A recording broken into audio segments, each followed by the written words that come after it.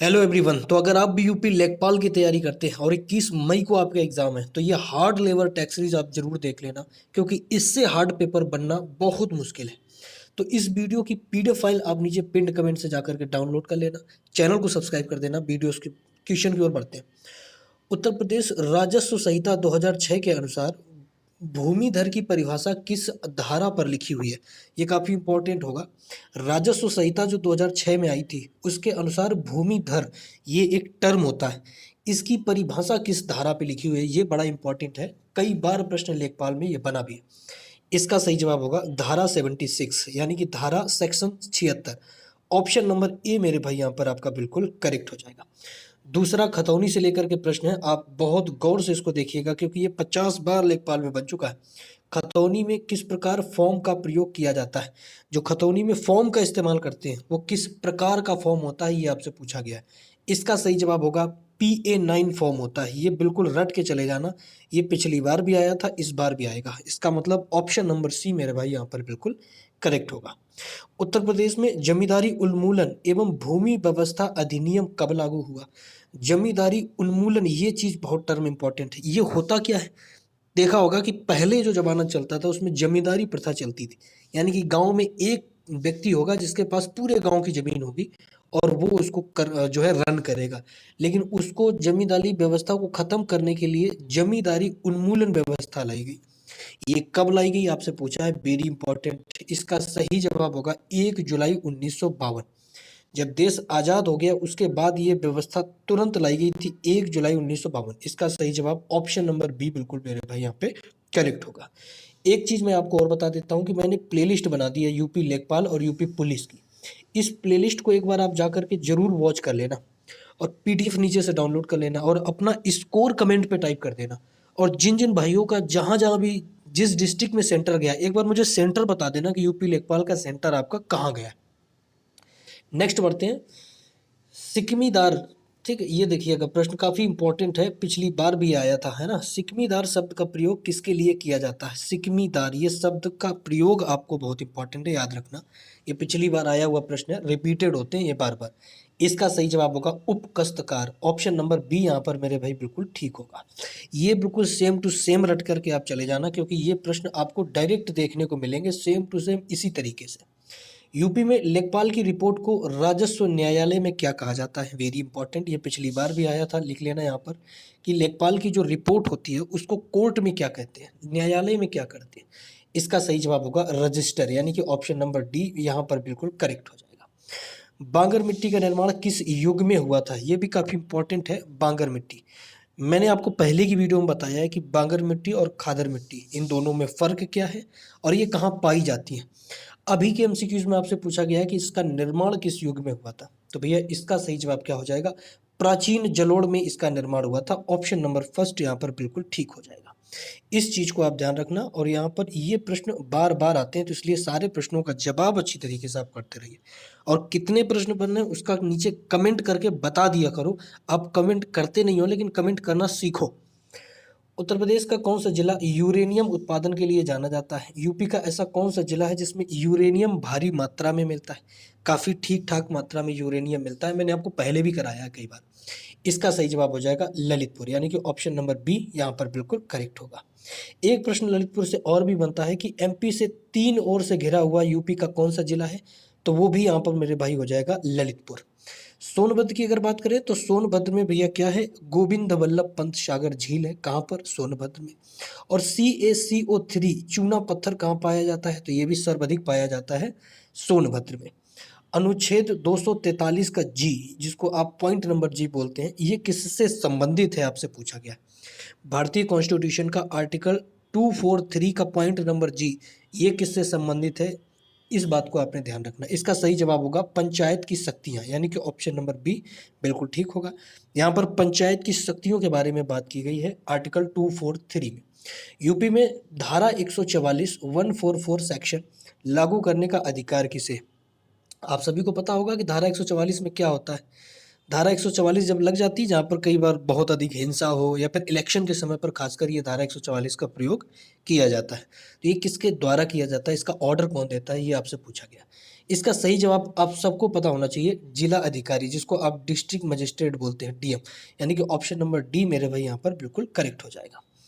राष्ट्रीय ग्रामीण आजीविका मिशन, एक मिशन से प्रश्न यहाँ पर बनता है, तो इसको ध्यान में रखना। का नया नाम क्या है? इसका नया नाम चेंज कर दिया गया है। अब आपसे पूछा है कि नया नाम इसका क्या है। इसका सही जवाब होगा दीनदयाल अंत्योदय योजना, यानी कि ऑप्शन नंबर सी बिल्कुल करेक्ट होगा। योजना से एक प्रश्न तो यहाँ पर 100% बनेगा, ध्यान में रखना इस बात को। यूपी में कुल कितने राजस्व ग्राम है? लगभग यूपी के राजस्व ग्रामों की यहाँ पर बात की गई कि कितने लगभग राजस्व ग्राम पाए जाते हैं उत्तर प्रदेश के अंदर। ग्राम का मतलब दोस्तों विलेज होता है, एक बात ध्यान रखना, ग्राम का मतलब गांव या फिर विलेज। इसका सही जवाब आपको बताना है। इसका सही जवाब मेरे भाई क्या हो जाएगा? 1,06,000, यानी कि ऑप्शन नंबर सी यहाँ पर बिल्कुल करेक्ट हो जाएगा। 1,06,000 ग्राम होंगे उत्तर प्रदेश के अंदर। वसीयत के आधार पर वरासत यूपी राजस्व संहिता की किस धारा में लिखी गई है? वसीयत क्या होती है? मृत्यु से पहले कोई व्यक्ति किसी को अगर नोट पर लिख देता है कि हमारी जो कुल संपत्ति है वो संपत्ति हम इसके नाम करेंगे हमारे मरने के बाद, तो उसको बोलते हैं वसीयत। तो वसीयत की वरासत जो होती है, वरासत का मतलब संपत्ति, वही राजस्व संहिता की किस धारा में इसका चर्चा किया गया है, ये आपसे पूछा है। बहुत इंपॉर्टेंट है, क्योंकि लेखपाल वालों ध्यान से सुनना, तुमको यही करना है पूरा जीवन।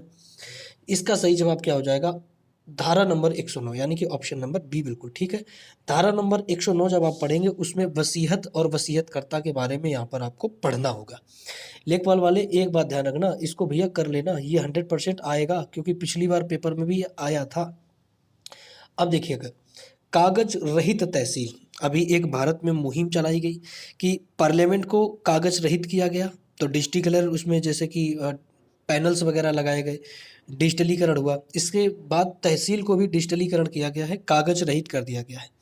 तो इसकी शुरुआत यूपी में सबसे पहले कहाँ हुई थी, ये आपसे पूछा गया कि सबसे पहले किस तहसील या किस जिले में कागज रहित प्रयोग जो ये योजना थी इसको स्टार्ट किया गया था। इसका मेरे भाई सही जवाब क्या हो जाएगा? नोएडा के एक छोटे से जगह गौतम बुद्ध नगर, यानी कि ऑप्शन नंबर बी यहाँ पर बिल्कुल करेक्ट होगा। नोएडा के गौतम बुद्ध नगर में जो भी सिटी में जो भी सरकारी कामकाज होते थे उसको कागज रहित कर दिया गया। अच्छा, कागज रहित क्यों किया गया था ये भी जानना बहुत जरूरी है, क्योंकि कागज बनते हैं ट्रीज से, पेड़ से, और पेड़ों की कटाई से बहुत नुकसान होता है पर्यावरण को। इसीलिए डिजिटलीकरण यहाँ पर किया गया, पार्लियामेंट को भी, तहसील को भी, और सारे दफ्तरों को।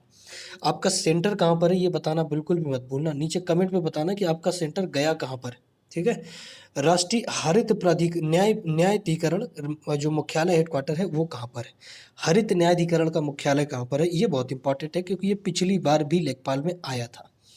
बार बार ऐसे रिपीटेड प्रश्न होते हैं और काफ़ी टफेस्ट प्रश्न है ये, इन बातों को ध्यान रखना। ऑप्शन नंबर सी नई दिल्ली, यानी कि नई दिल्ली में होगा राष्ट्रीय हरित न्यायाधिकरण का हेडक्वार्टर, ठीक है।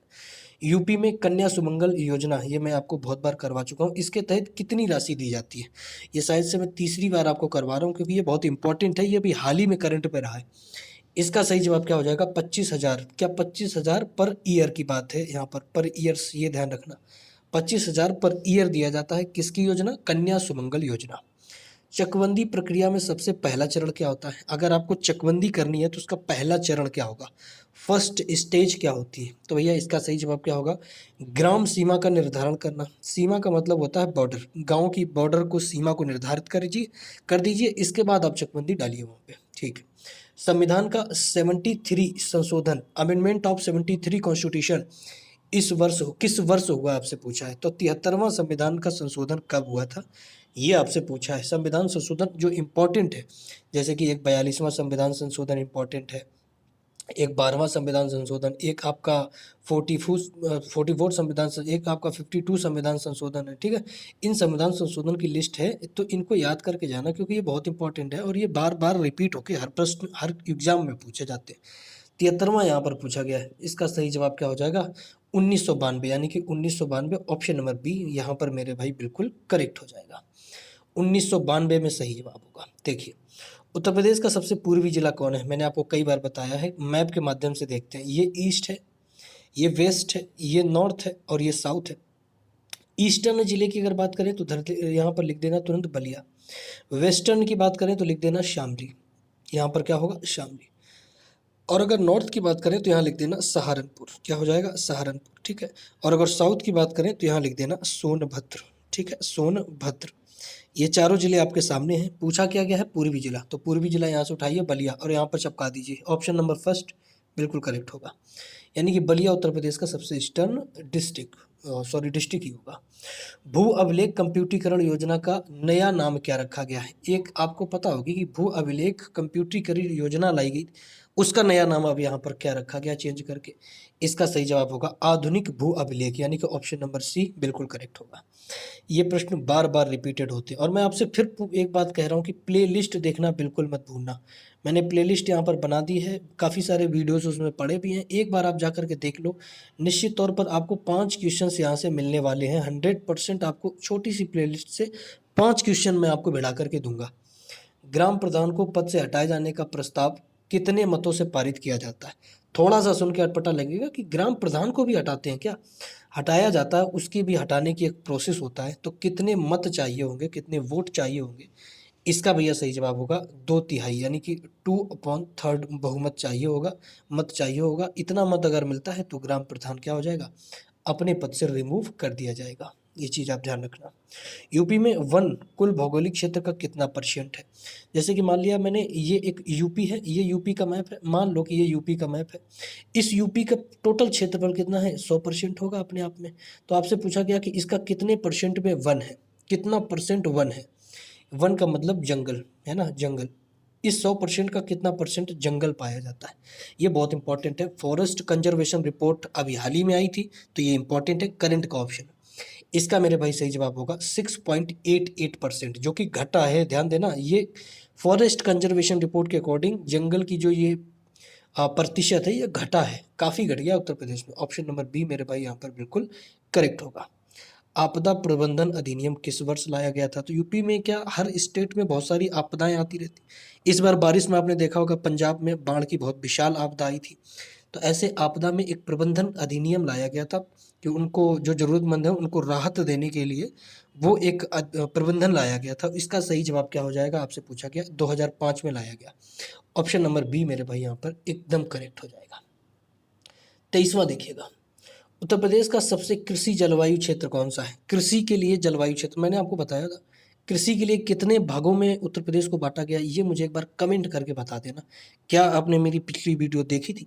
तो भाई इसका सही जवाब क्या होगा? मध्यवर्ती मैदान, मध्यवर्ती मैदान।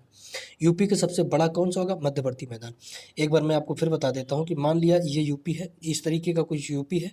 यूपी के जो ऊपर का ये वाला एरिया है, इसको बोलते हैं भावर और तराई।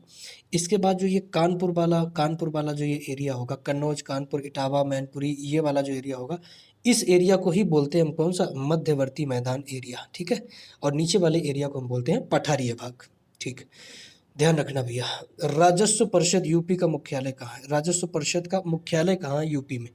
ये प्रश्न कई बार बना, इसका सही जवाब है प्रयागराज। ध्यान देना, कई बच्चे यहाँ पर लखनऊ लगा करके आएंगे। लखनऊ, लखनऊ देश की राजधानी है, इसका मतलब ये नहीं कि सारे हेडक्वार्टर्स लखनऊ में ही होंगे। राजस्व का हेडक्वार्टर कहाँ पर है? प्रयागराज में। इसका ऑप्शन बिल्कुल बी करेक्ट हो जाएगा। 25वां देखिए, लेखपाल का पुराना पदनाम क्या था? तो भाई आपको पता होना चाहिए कि आप जिस पोस्ट में बैठने जा रहे हैं उसका पुराना नाम क्या था। लेखपाल को पुराना नाम क्या था, उसको पहले क्या कहते? तो इसको पटवारी कहते थे। ऑप्शन नंबर बी बिल्कुल करेक्ट होगा। देखा भी होगा आपने, पटवारी बोलते हैं गांव में भी। आज तक जो बुजुर्ग होते हैं ना, वो लेखपाल को लेखपाल ना बोल के पटवारी ही बोलते हैं। ऑप्शन नंबर बी यहाँ पर बिल्कुल करेक्ट होगा। तो ये कुछ क्वेश्चंस थे जो बहुत इंपॉर्टेंट बार बार बने। नीचे प्लेलिस्ट पे जाकर के आप वीडियोस देख लेना और इसकी जो PDF फाइल है नीचे से डाउनलोड कर लेना। चैनल को सब्सक्राइब कर देना, ये बिल्कुल भी मत भूलना चैनल को सब्सक्राइब करना। और कहाँ पर सेंटर आपका गया है वो नीचे एक बार जरूर बता देना। मिलेंगे नेक्स्ट क्लास में, तब तक के लिए जय हिंद, नमस्कार।